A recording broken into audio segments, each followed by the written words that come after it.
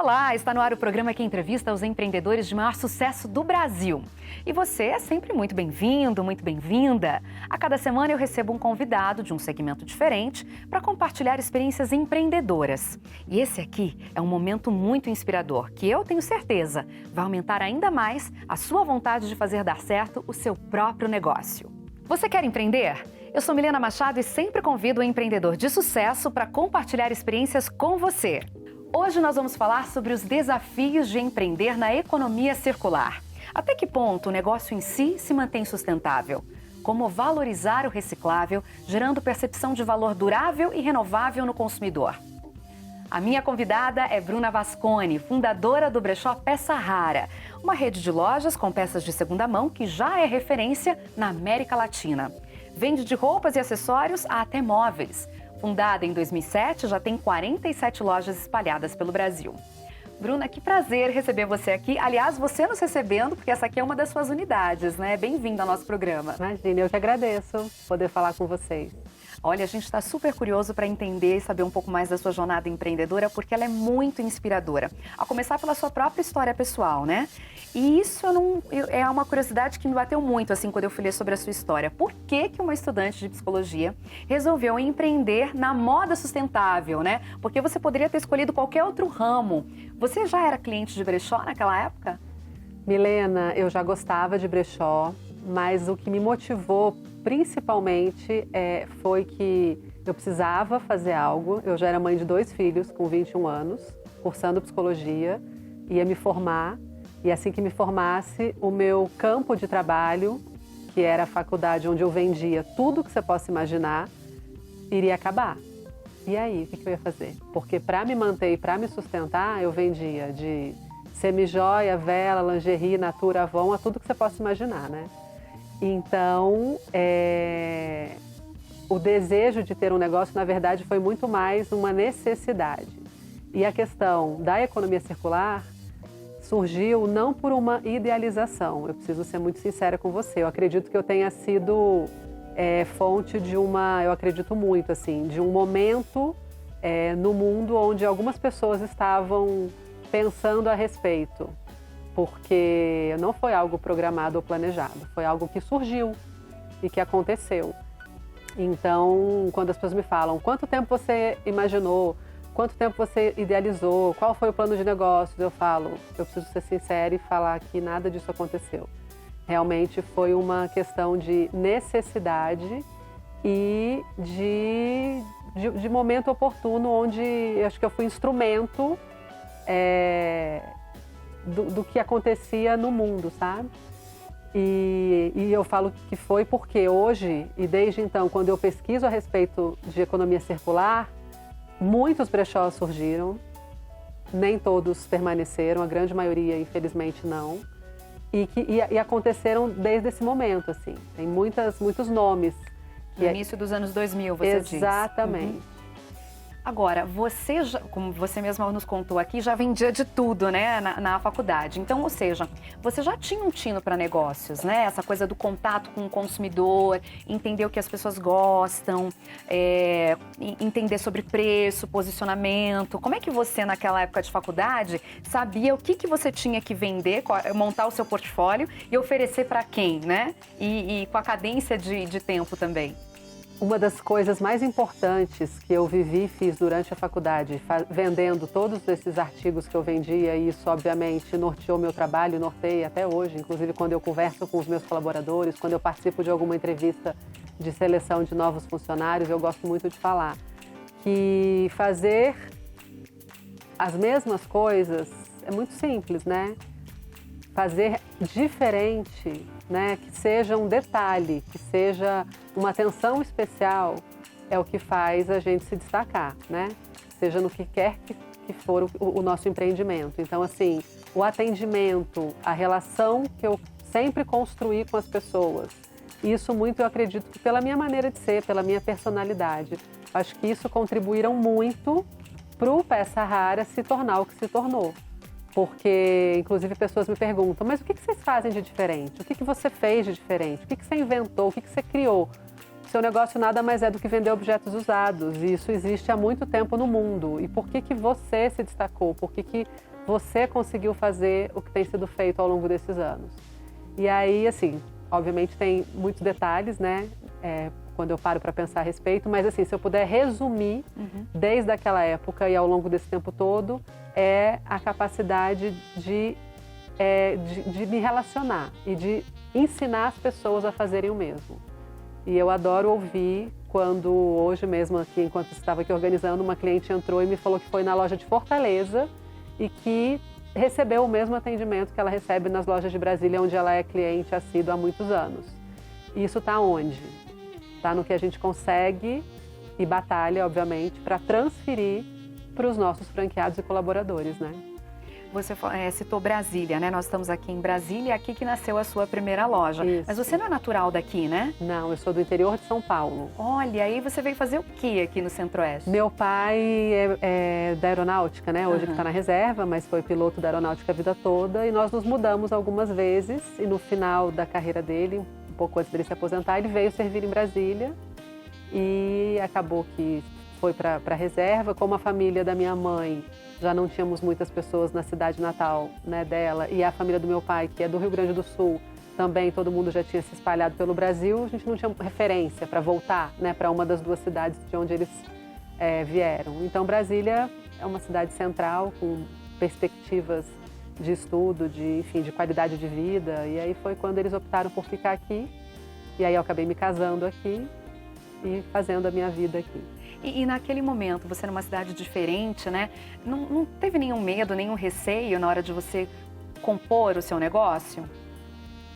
Teve, sempre tem, mas eu acho que o medo, o receio, a insegurança, quando não paralisam a gente, fazem parte, são importantes também, né? Para motivar a gente de certa forma. E eu não sei, Milena, mas eu tinha uma convicção e uma segurança tão grandes do que eu estava fazendo, assim. Tanto é que eu comecei o meu negócio adoro falar isso, com 7 mil reais que a minha avó me emprestou, porque eu não tinha como fazer. Meu marido bancário, início de carreira, também não tinha.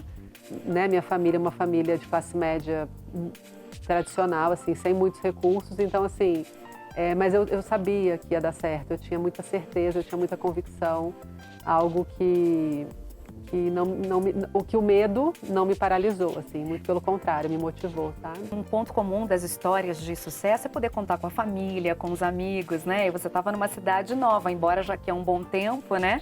Vou chamar quem para a minha inauguração, né? Como é que atraem os clientes, né? Isso foi muito interessante também, porque, assim, obviamente eu tinha uma rede de amigos próxima, mas muito pequena, e a inauguração foi muito interessante, mas o que me surpreendeu muito foi que no dia seguinte da inauguração e na semana seguinte, as revistas e os jornais de Brasília, todos foram bater na nossa porta para saber o que era aquele brechó infantil.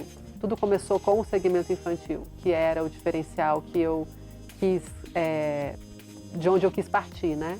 Esses 7 mil reais que a sua avó te emprestou, você usou como? Olha, eu paguei mão de obra de profissionais, basicamente, porque... E comprei, assim, cabide, coisas que eu não tinha na minha casa, porque... A mesa, o computador, o frigobar e tal, tudo saiu da minha casa para dentro da loja. A primeira loja, você está dizendo, né? Não o seu primeiro brechó. Vou só explicar para vocês, gente. A gente está aqui tentando entender o comecinho que motivou a Bruna, né? Essa jornada empreendedora. Ela está falando da primeira loja, mas já eu vou procurar saber sobre essa primeira experiência que ela tinha uma sócia naquela ocasião, né? Na primeira vez em que ela realizou um brechó. Mas então esses 7 mil reais foi para a primeira loja. Exatamente. E aí, cabide, pagar as pessoas, e o que restante, mais? As coisas que eu tinha na minha casa, as coisas que minha sócia tinha na casa dela. Fazer o contrato de locação Exatamente. Contratamos um contador que a gente buscou no jornal. Nós fomos o primeiro cliente deles, porque era o contador mais em conta que existia no mercado. Olha o risco. Aí você já sabia do risco. Já sabia do risco, mas assim, nada me tirava a certeza de que aquilo ia funcionar. E você estava sozinha nessa ocasião da primeira loja. Exatamente. Por que você decidiu empreender sozinha? Sozinha não, na verdade, com a minha sócia, né? Ah, a sócia também, na primeira loja primeira também tinha loja, sócia. sim. Então vamos reorganizar. A primeira vez que você montou um brechó foi com uma amiga. Uma Sim. amiga também de faculdade, é isso? Não, era uma amiga do meu convívio social, Tá. na verdade, dos meus pais, um casal amigos dos meus pais. Você ainda na faculdade, né? Sim. Você tinha filhos e ela também. Você Sim. 2 já contou e ela tinha quantos? 2 também, na Dois época. também. Ou seja, então vocês tinham muita coisa de criança Sim. e roupa de mulher, né? Com relação à gravidez, à maternidade depois em si, né? Vocês tinham muita coisa para colocar ali de acervo. Sim. Começou com acervo próprio de Sim, vocês. essa primeira basicamente próprio e das minhas melhores amigas, 2, 3 e 2, 3 melhores amigas dela. Tá. A loja era uma loja relativamente pequena, então a gente não precisava de tanto acervo para inaugurar.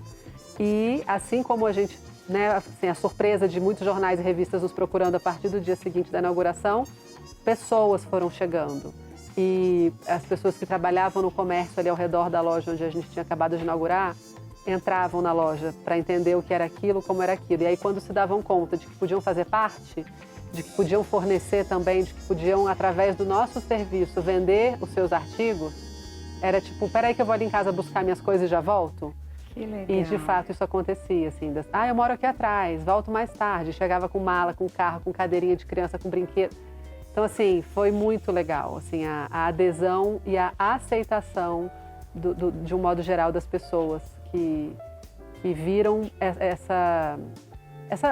esse negócio, né, que não existia na época dessa maneira como a gente fazia, né? Então você não chegou a fazer um ensaio antes? Vou realizar um brechó para ver como é que é? Não, eu já abri a loja. Já abriu a loja, entendi. E aí sua sócia entrou com quanto financeiramente? 7 mil. Também. Foram 14 mil reais de investimento. 7 seus, 7 dela. E Entendi. coisas da minha casa e coisas da casa dela. Entendi. Minha mesa, computador dela, minha geladeira, cadeira dela, meu sofá, assim.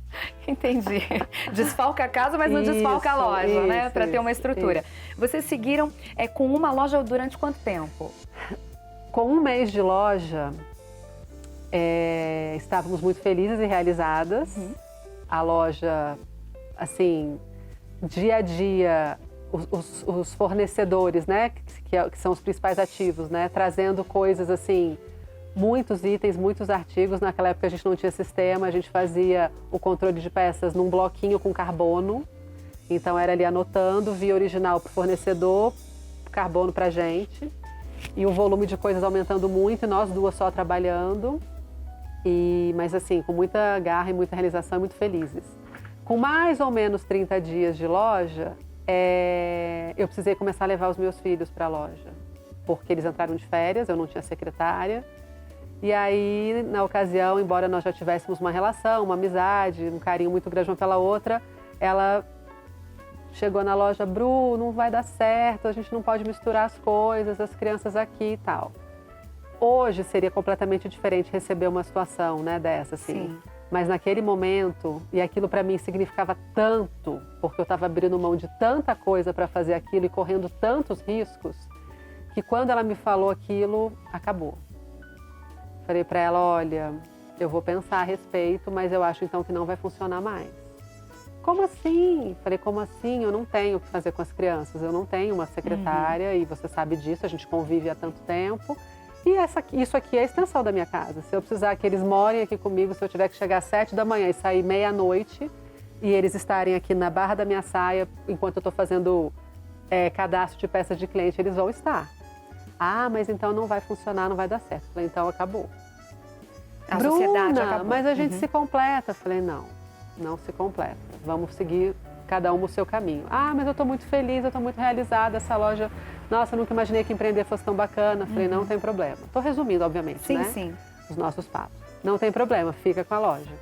Ah, então a primeira loja ficou com ela e você foi abrir uma outra. Tinha um outro nome, então, naquela época? Um outro nome. Tá. E aí, ela seguiu com o empreendedorismo? Ela ficou mais um ano, e depois ela vendeu.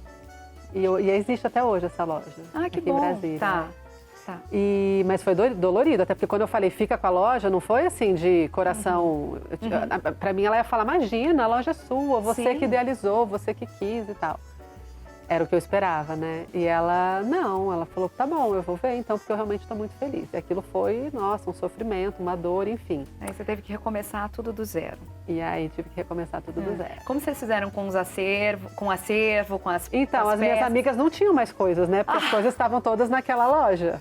Ai, meu Deus. E eu não podia tirar as coisas dali, tinha que ser ética, né? E as pessoas me procuravam. Bruna, você vai sair, então eu quero tirar. Eu, não, pelo amor de Deus, não tira, deixa lá. Daqui uns meses você arruma novas coisas e leva para mim na outra loja. E aí, nesse momento, nessa ocasião, minha família, obviamente, me apoiou muito. Os meus pais, minha mãe, assim, super guerreira. A gente foi para bater na porta, Com assim, um mês, então, você saiu do negócio? Um mês. Em um mês. Aí, os R$7.000 que você tinha pego emprestado... Da minha avó, fizemos uma conta, fizemos um valuation do negócio de um mês de inaugurado. Chegamos num valor. E aí falei pra ela, ela comprou sua parte. Ela comprou a minha parte por 25 mil na época. Tá bom. Me pagou em algumas parcelas, aí eu paguei a minha avó. Aí sobrou um pouco pra você. Sobrou um pouquinho, aí entrou o meu pai com todo o crédito que ele tinha na praça, com os cheques predatados dele, com o cartão de crédito. Nossa, eu me lembro dessa época. E aí parti para uma experiência um pouco mais ousada. Eu já tinha muita certeza do que eu estava fazendo. E de uma loja de 100 metros aproximadamente, a gente alugou uma loja de 350 metros. Foi difícil encontrar esse imóvel também, porque na época o mercado estava super aquecido, não tinha loja para alugar. Eu lembro que assim, eu saí da loja, da primeira loja em janeiro, eu só consegui inaugurar a outra loja em abril. Parece pouco tempo, mas para mim era uma eternidade, né? Porque eu não queria perder aquele time e as pessoas estavam falando muito sobre aquilo e eu precisava fazer logo. Inclusive de um negócio já não era mais seu, né? Exatamente. Se você fosse procurada para mais entrevista. Exatamente.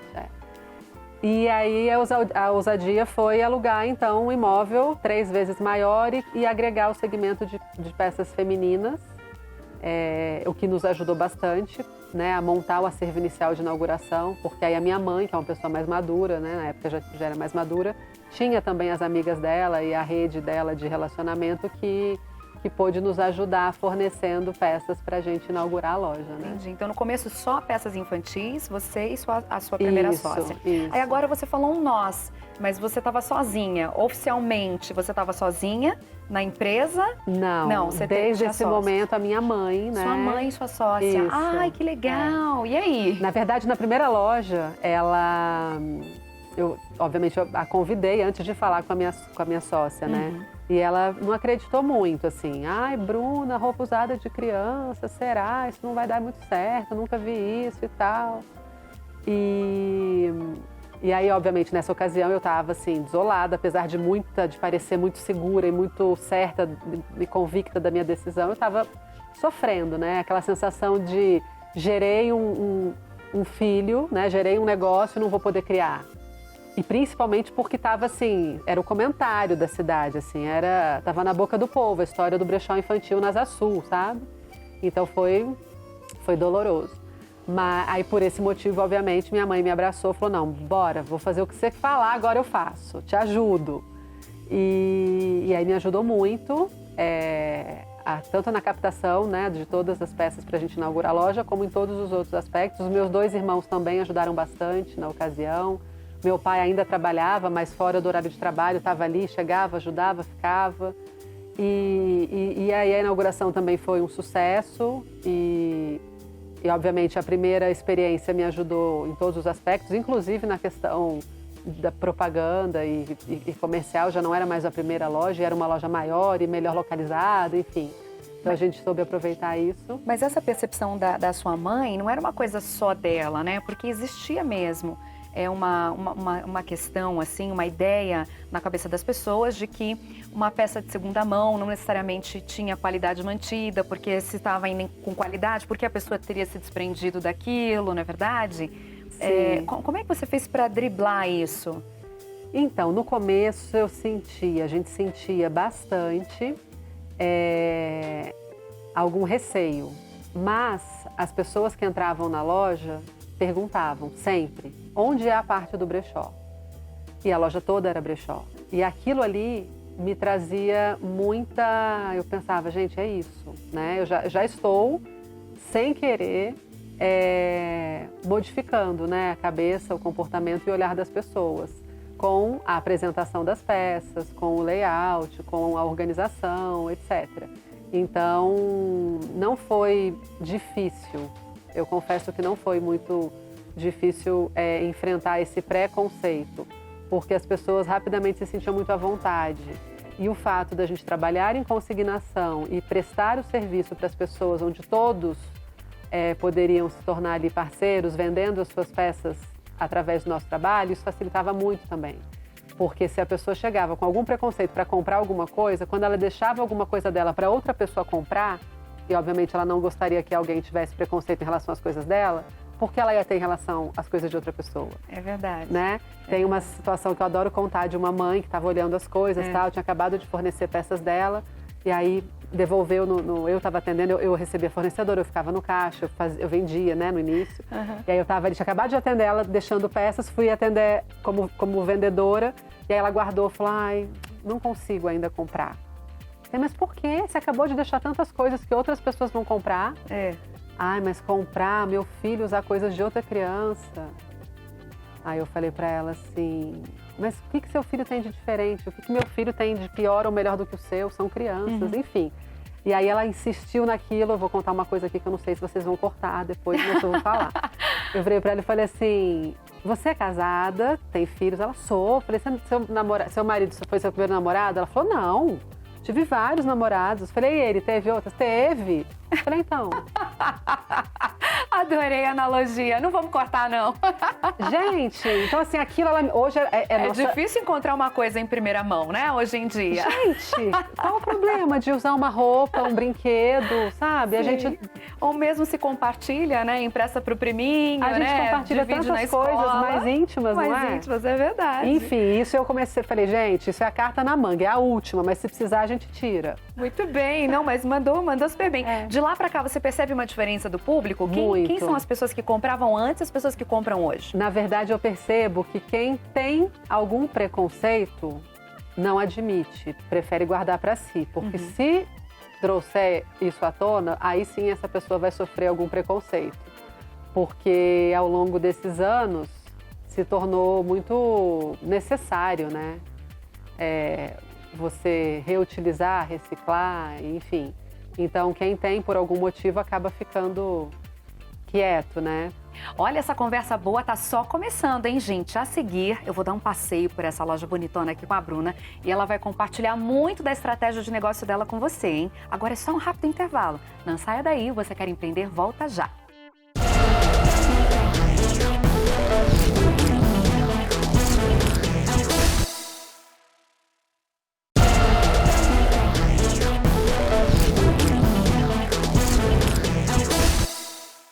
Estamos de volta com o programa Você Quer Empreender. Hoje a gente está falando sobre os desafios da moda circular, né? Como empreender nesse segmento. A minha convidada é a Bruna Vasconi, ela que é fundadora da rede de brechós Peça Rara. Bruna, quem adota, né, a economia circular geralmente vai com um grande propósito, que é evitar o desperdício. O que você mais vende aqui na sua rede de lojas? Milena, artigos femininos e infantis no geral. Então, as mulheres são as mais desapegadas, é o que você tem mais em volume. Sim. E também é o que mais vende. Isso. Aqui a gente está num segmento feminino, né? Sim. Como é que você escolhe e faz a curadoria das peças? Nós não priorizamos grifes, marcas, todo tipo de peças.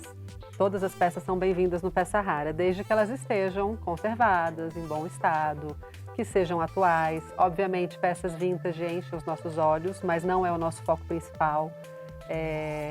Então, assim, tudo é bem-vindo, das peças de marcas populares até peças muito sofisticadas. Elas recebem o mesmo tratamento, o mesmo cuidado, o mesmo carinho e a mesma chance de reencontrarem um novo dono e um novo destino.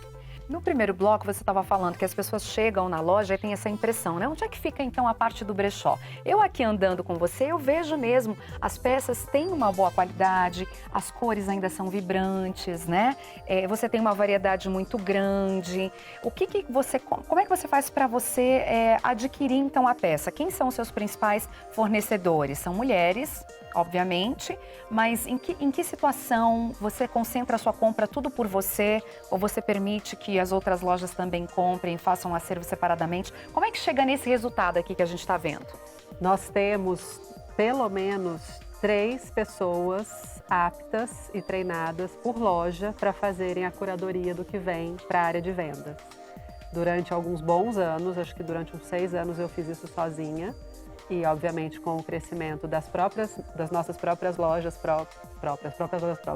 das nossas unidades próprias. Que são 7 no total, né? 47 a rede inteira, 7 próprias. Exatamente. Eu não conseguia mais fazer isso sozinha e fui trazendo pessoas a quem eu fui treinando para poder fazer esse trabalho.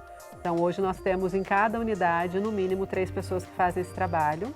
E elas podem fazer as compras isoladamente ou não? Cada unidade faz a sua seleção. Tá. A gente recebe, em média, numa loja madura, no mínimo 40 pessoas que trazem os seus desapegos por dia. 40 pessoas 40 por pessoas. dia? A gente cadastra nessa unidade, por exemplo, que a gente está aqui em Brasília. Nesta unidade, 500 peças novas por dia. Ou seja, vale a visita diariamente. Diariamente. Vou contar aqui pro pessoal o que aconteceu. A gente estava se preparando para gravar e a Bruna me mostrou uma cliente que vem sempre aqui, né? E até estava brincando aqui com a produção, ela, né? Vem sempre não, né? Ela não vem todo dia. Tem dias que ela vem 3 vezes, né? Então vale a visita. Vale. Porque sempre tem coisa nova. Vamos pegar uma peça aqui pro pessoal ver, ó. Essa daqui está um vermelho bem vibrante, bem bonito. Olha só. É um conjunto. Mostra pra gente como é que você avaliou essa peça, exemplo, porque ela entrou. Essa é uma peça, por exemplo, vintage. É uma peça que deve ter aí pelo menos 20 anos de mercado, de estrada. É um conjunto de tricô, uma saia e uma blusa. Essa, por acaso, está sem etiqueta de preço. Ah, não, tá aqui embaixo.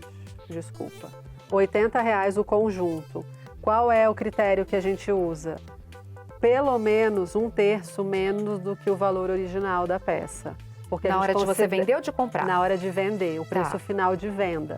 Porque a gente acredita que o mercado, principalmente no Brasil, né, a gente já pratica as liquidações, as promoções, 2 vezes por ano, grandes promoções, fora isso, eventualmente outras. Então, uma peça de segunda mão, se não houver um apelo de preço também, as pessoas tendem a, de repente, ter alguma resistência em comprar. Então, o valor da peça tem que ser 1/3 dela nova. Isso, então, essa daqui está R$80, nova deveria custar uns 240. Exatamente. E você faz essa pesquisa de preço para ver se tem algo similar no mercado. Sim. Então, você não dá o preço logo quando a peça chega, então? Damos, porque... dá? Você já tem essa prática? A gente já tem essa prática e já temos esse know-how, digamos assim, aqui, eu acho, né?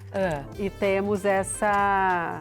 A gente tem um manual de marcas que a gente chama, que nos ajuda muito diariamente, um manual próprio desenvolvido dentro de casa, né? Com uma infinidade, são mais de 1000 marcas catalogadas com preço de origem, com site, enfim, com uma série de informações que as meninas que fazem esse trabalho estudam diariamente e recorrem a ele diariamente para poder precificar as peças de forma assertiva, né? Entendi. E aí você espalha tudo isso, compartilha. Você, como uma boa psicóloga, faz um ótimo treinamento, acredito eu, né? Sim, eu tento.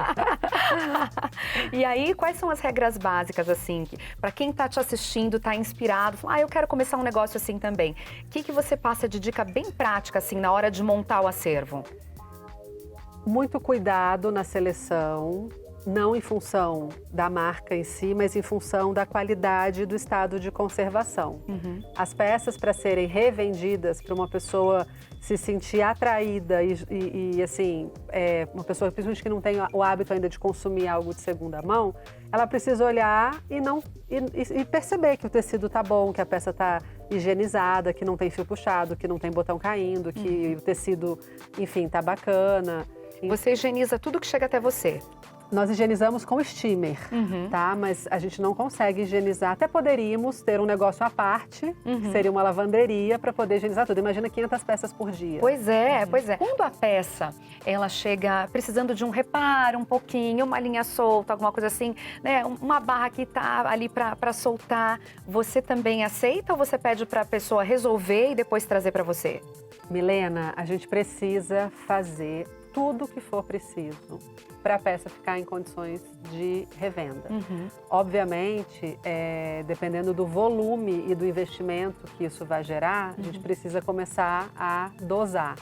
Mas eu, por exemplo, tenho um problema. Se eu estou na sala de triagem de atendimento, nada eu recuso, porque para mim tudo tem solução. É muito fácil a gente pegar uma peça, leva para lavar e traz de novo? Sim. Leva para costurar e traz de novo? Entendi. Não, é o nosso trabalho.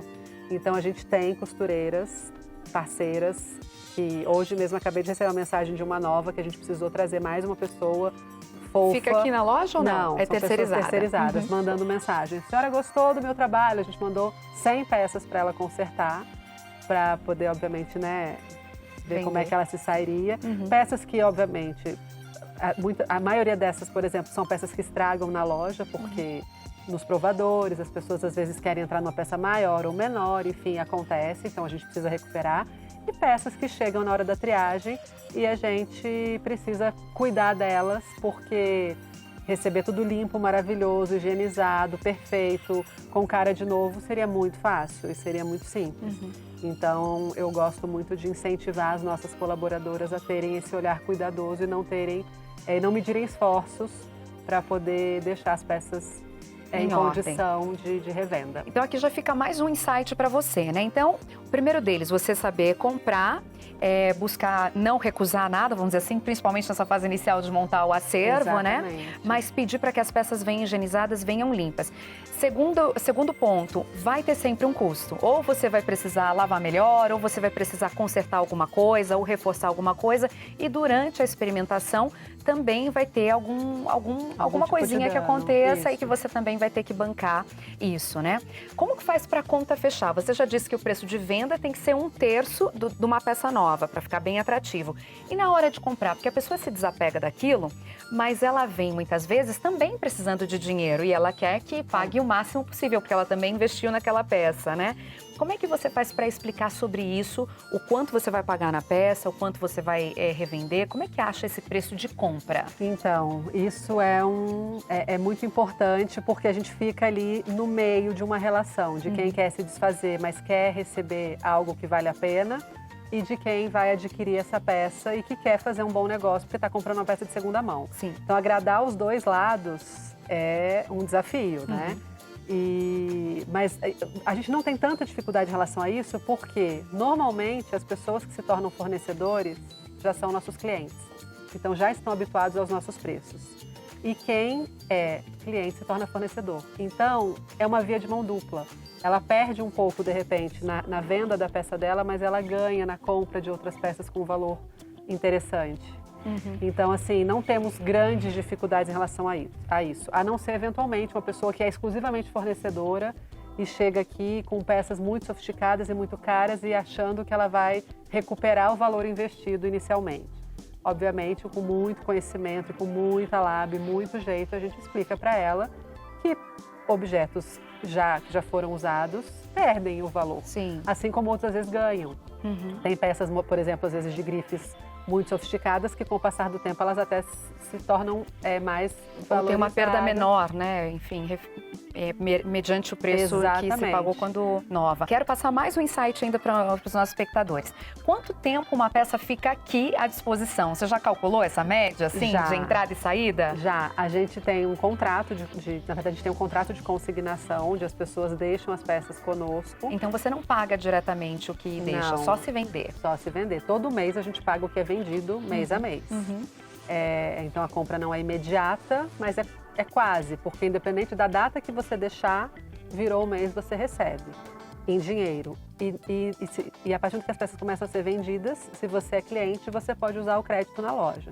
Então, se você vem hoje e deixa várias peças, eu ponho à venda hoje, algumas delas são vendidas e amanhã você vem para olhar alguma coisa e você já tem crédito, você já pode usar. Ah, que legal. Tá Entendeu? Bom. Entendi. Então é muito rápido, é muito dinâmico, embora... Sempre foi assim? A sua ideia original era essa? Sempre. Ai, que legal. Isso é inovador, né? Falando sobre compra e venda. Acho que esse foi um dos pilares importantes que fizeram parte da diferença, né, que o Peça Rara fez no mercado. Porque veja, eu tô aqui pensando, né, enquanto a Bruna me conta, o sonho de todas nós, né? Vou generalizar aqui, claro. Vai lá, compra uma roupa, é nova, tudo, não sei o quê. Depois você quer surpreender de novo, você mesma, né? Numa festa, numa outra ocasião. Pra que repetir a roupa, não é? A gente não tem essa vontade. Só que a loja tradicional não te permite isso. Imagina, você não pode trocar uma roupa já usada, né? Mas o conceito do brechó já permite. Exatamente. Você pega, depois você... É quase que isso, né? Exatamente. É circular também de você pra você mesmo, né? Eu tenho clientes, fornecedores que falam, quando eu compro as peças pra mim, eu não penso em mim, eu penso em você, Bruna, porque eu tô comprando pra sua loja. Olha! Eu falo, gente, é porque eu vou usar e vou levar pro Peça Rara. Né? Pessoas que a gente tem mais intimidade, a gente ouve muito esse tipo de coisa. E né? Porque outra coisa que a gente acaba se tornando um hábito, assim.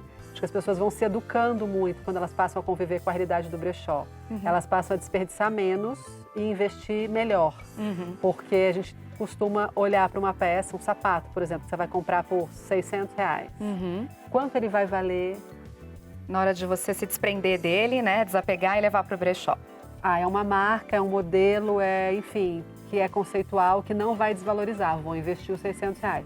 Não, é um sapato que não vai ter esse apelo de mercado, não é 10 em cada 10 mulheres que vão se sentir atraídas por ele, então ele não vale os R$600. Ou que não vai ter a qualidade, a duração necessária, né? Então aí você vai usar, vai ficar com aquela bem carona de usado mesmo, não tem como passar pra frente. Então acaba sendo, as pessoas se educam muito, né, na hora de consumir, quando elas também usufruem do brechó. Muito bem. Gente, o papo tá bom, o papo tá ótimo, na verdade. Eu tenho certeza que você tá se animando, entendendo aí muito, mas tem muito mais daqui a pouquinho, depois do intervalo. A seguir, a gente vai voltar a sentar ali, porque a Bruna vai contar pra gente como é que foi consolidar a marca e como é que de uma loja viraram 47, né? Quero saber também da parceria com a SMZTO e tudo mais. Então, não saia daí, daqui a pouquinho você vai entender como escalonar um negócio focado na economia circular. Você quer empreender? Volta já já.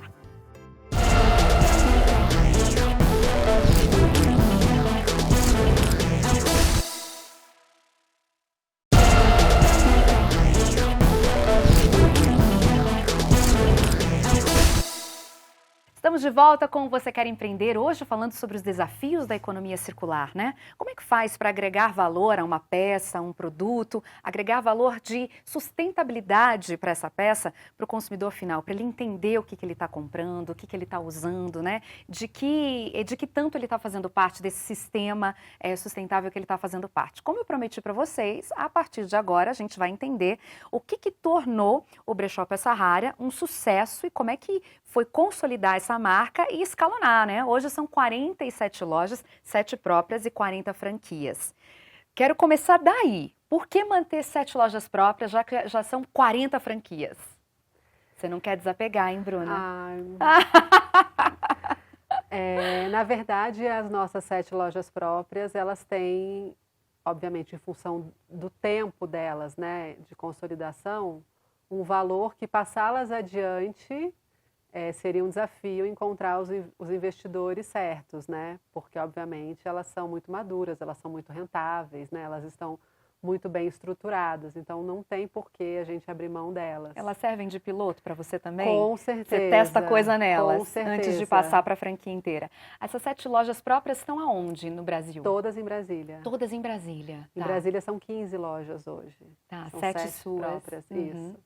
E a gente, obviamente, usa muito como laboratório essas unidades, né? Para tudo que a gente faz, para desdobrar para as franquias. Aí você espalha as suas iniciativas ou você usa só uma como piloto? Não, a gente espalha. Espalha, né? Até para testar colaboradores diferentes, comportamento de cliente, né? Sempre, por mais que exista muita peculiaridade no negócio, cada uma tem alguns diferenciais que recebem inovações de um jeito diferente. Então, dependendo do que seja, a gente testa em uma, em outra, em outra.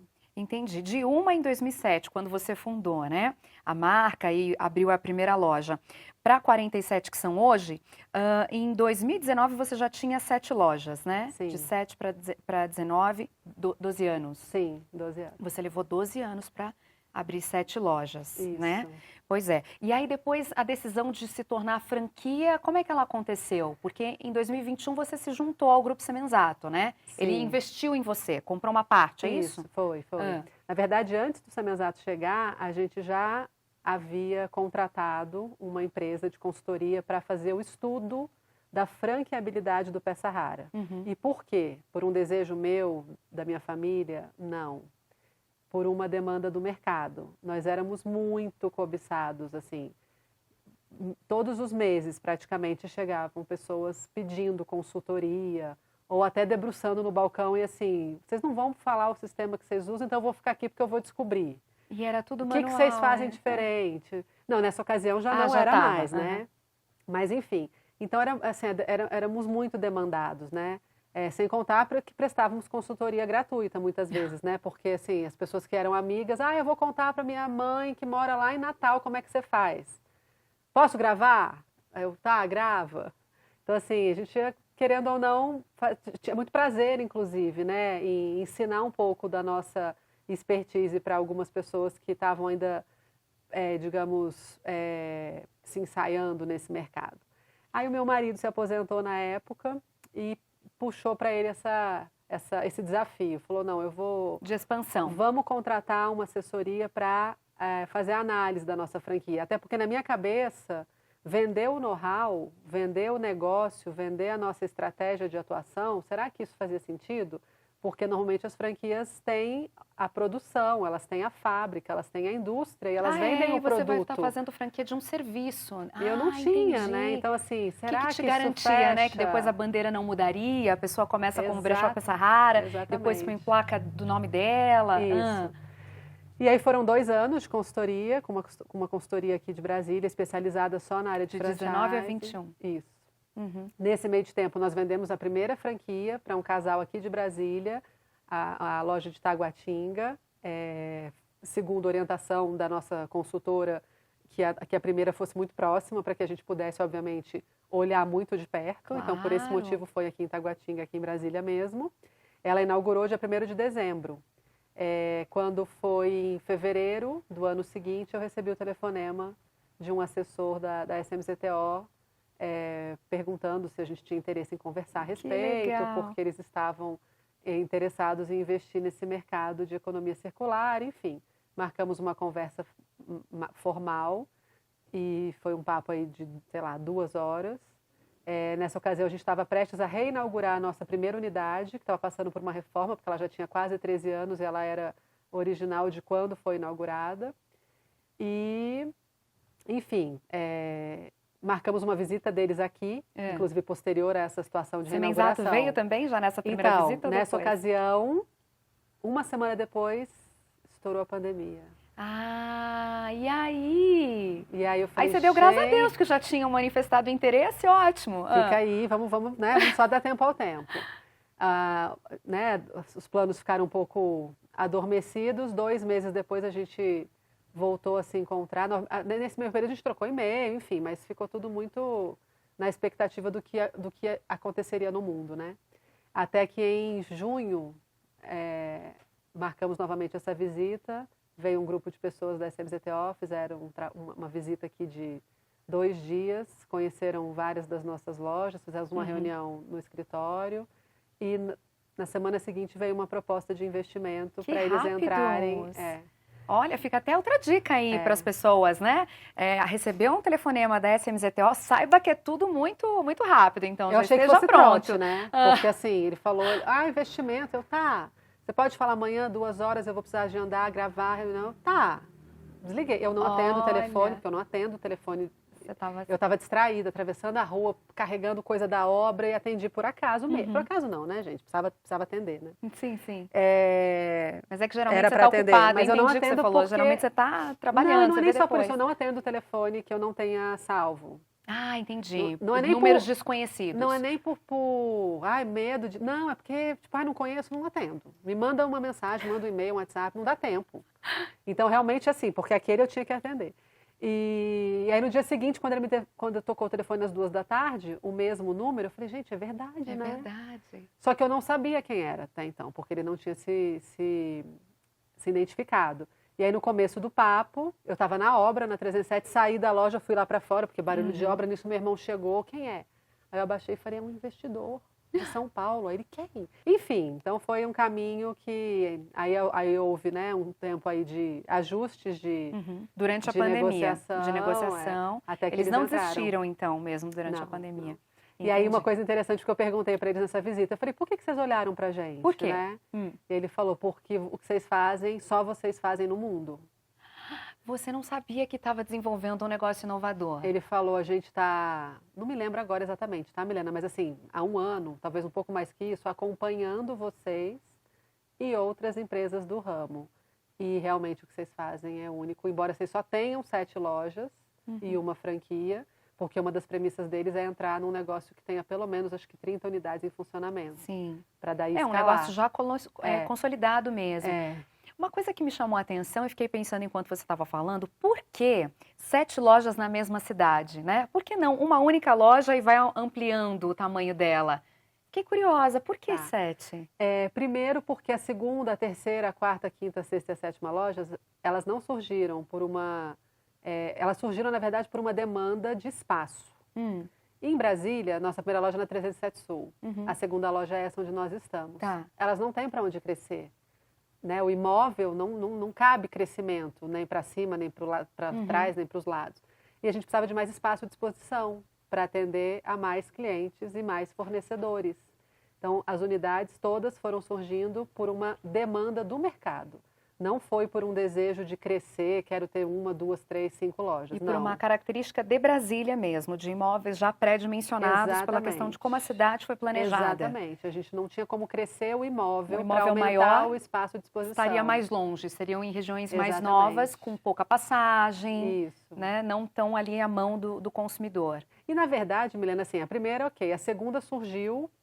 temos necessidade de mais espaço para atender mais pessoas. A primeira não cabe reforma, então vamos para a segunda.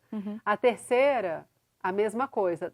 Acho que da quarta em diante, a gente nem parou mais para pensar nisso. Acho que foi mesmo uma questão de estratégia de estarmos em locais, que por mais que fosse na mesma cidade, atendendo públicos em bairros diferentes, assim, sabe? Pois é, economia circular, né? Ela tem como o conceito melhor uso dos recursos naturais, menor dependência da matéria-prima virgem, priorizar insumos duráveis, ou recicláveis ou renováveis. E eu fico olhando tanta coisa bonita aqui, que tá tudo em ordem, realmente, gente. Parecem realmente peças novas, né?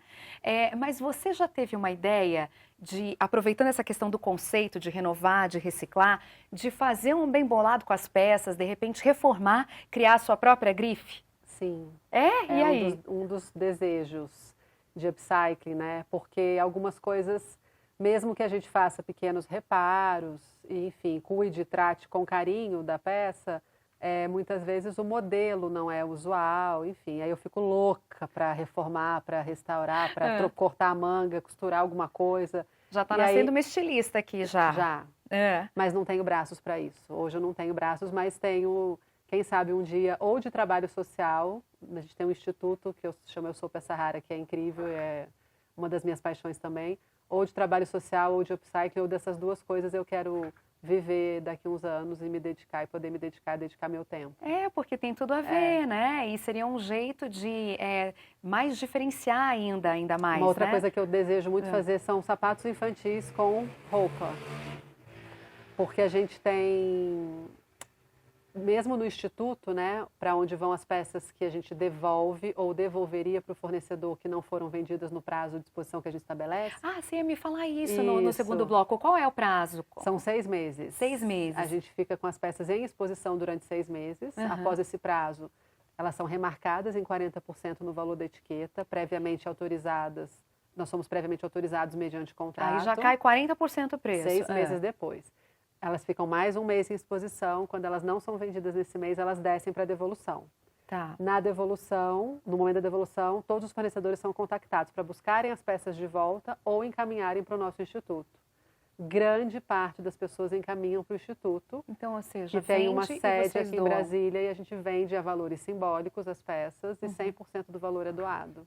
E qual a frequência desse bazar? Ele funciona todos os sábados, das 10 da manhã às 17 horas. Nossa, o seu volume deve ser gigantesco. Para você fazer um bazar todo sábado, gente, Gigantesco. imagina. A gente tem um espaço de 300 metros. onde a gente atende com alguns colaboradores e voluntários.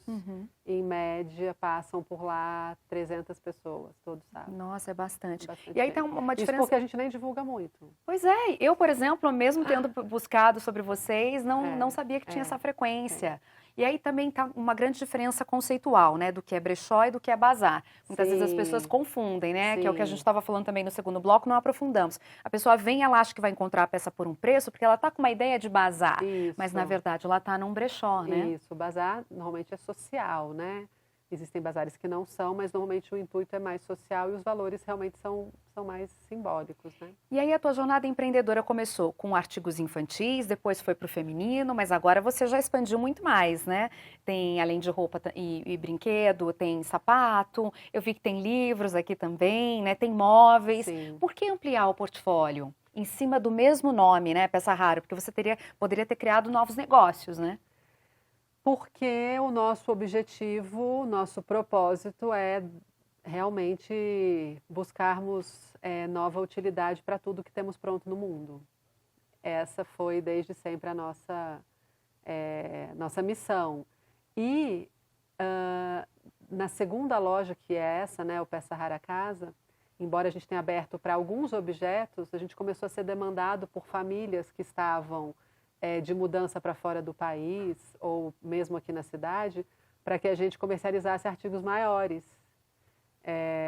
Acho que a primeira cliente que a gente atendeu nesse sentido, ela foi embora para o Canadá, deixou o apartamento para alugar mobiliado, na verdade se desfez de muita coisa antes de ir embora, de coisas pessoais, e quando ela voltou, aí um belo dia ela me mandou uma mensagem: Bruna, socorro, eu não consigo alugar o apartamento mobiliado, porque as pessoas querem alugar o apartamento vazio. Me ajuda, eu estou no Canadá, só vou para aí daqui 3 meses e tem gente para alugar. E já tinha um negócio assim, né? Família vende tudo, né? Por exemplo, tem né? os garage sales, né? Falei, tudo bem, chama Priscila. Falei, Pri, se você quiser eu vou lá e resolvo. Ela falou, então vai. E a gente foi e buscamos tudo. Falei, as coisas que eu não puder vender, doa. Então a gente esvaziou o apartamento. Um apartamento na Asa Norte de 4 quartos enorme. A gente foi lá, eu e 2 pessoas, e tiramos tudo do apartamento. E foi esse, assim, um dos primeiros cases que nos encorajou a dar sequência ao segmento de casa, né? Entendi. Bom, falando sobre a economia circular ainda, né? Ela está, vamos dizer assim, embasada em 4 R's, a gente diz, né? Reduzir, reutilizar, reciclar e repensar. Quero focar no repensar. Nesses 15 anos de jornada empreendedora, o que você já refletiu sobre? Quem era a Bruna lá naquele início? Quem é a Bruna hoje? O que esse empreendedorismo traz para você e para a sociedade? Milena, uma grande responsabilidade, porque embora as pessoas vejam, né, o que está por fora e o que é bonito, e as lojas que são organizadas e que tem um mix muito legal de produtos e que, enfim, hoje aparecem na mídia, enfim, o que está por trás, né, e o que consolidou tudo isso foi muito trabalho, né, foi muito esforço, muita dedicação, os meus filhos, direto não, de vez em quando eu até paro de perguntar para não ouvir o que eu não quero. Mas eu falo, vocês têm algum trauma de ter tido mãe que chega atrasada para buscar, que não vai não sei aonde, que é ausente em algum momento? E aí os mais velhos, principalmente, tenho trauma. Então, assim, tudo tem um preço, né, Milena? E a responsabilidade de ter hoje 580 pessoas trabalhando na nossa rede e de empreender no Brasil, né, onde temos muitas dificuldades e muitas coisas, digamos assim, indo contra, né, ou dificultando o empreendedorismo, é delicado. Então, assim, ao longo desses anos eu me tornei uma pessoa, obviamente, mais forte, mais resiliente, mais corajosa em alguns momentos e que assim, os desafios só me tornam, me aguçam cada vez mais, assim, né? Quando eu chego num lugar, eu quero alcançar mais. E, de fato, de verdade, assim, do fundo do meu coração, não por mim. Lógico que eu quero ter uma vida confortável, e hoje eu tenho uma vida muito mais confortável do que eu já tive há alguns anos, mas eu quero proporcionar isso às pessoas. Então, assim, a gente, de fato, é uma grande família, assim, as pessoas que trabalham conosco, tanto os mais próximos quanto os que vão ficando um pouquinho mais distantes, porque estão nas franquias, estão nas lojas que não estão aqui em Brasília, eu trabalho para que eles sintam e vivam isso. Eu quero que todos que estão perto de mim tenham uma condição de vida e de realização pessoal e profissional que faça diferença na vida deles, assim como eu consegui fazer na minha. Eu costumo dizer que eu não sei onde começa e onde termina a Bruna, onde começa e onde termina o Peça Rara, sabe? As coisas se misturam e eu vivo para isso. E algum arrependimento? Onde é que fica a carreira de psicóloga? No dia a dia, né? Assim, querendo ou não, isso sempre me ajudou muito nas minhas relações, né? Com as pessoas, com os meus colaboradores, com os meus amigos, com os meus clientes. Eu sinto não ter podido estudar mais e me preparar melhor, porque o tempo é inimigo, né, do que a gente precisa fazer. O dia é curto para tudo que a gente tem que fazer.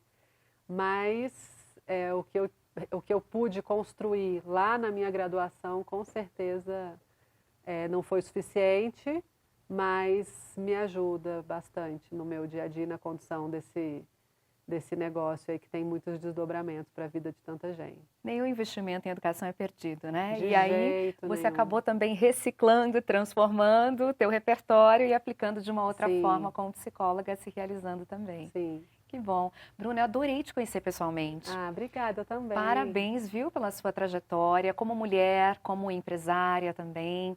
Que bom, vou torcer pelo seu sucesso, de coração te falo. Gostei bastante de ter vindo aqui, ter conhecido essa loja, suas colaboradoras, foi muito especial mesmo. Obrigada pelo carinho que você recebeu a gente. Milene, eu que agradeço muito. Muito bem. Viu só? Se você quer empreender, está assistindo ao programa certo. E quem já empreende também, né? Porque conhecer uma história de sucesso como essa da Bruna, que ela contou em detalhes pra gente agora, pode mudar tudo, não é verdade? Na próxima semana eu trago mais um convidado inspirador para você, hein? Não perca. Eu te espero. Até lá.